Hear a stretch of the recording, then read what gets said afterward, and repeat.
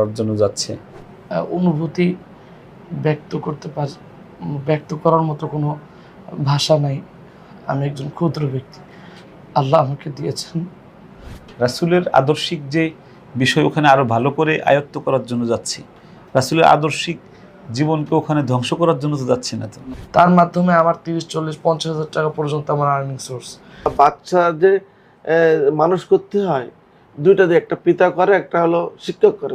আমার হারিয়ে গেছে পৃথিবীতে সবচেয়ে বড় ধন।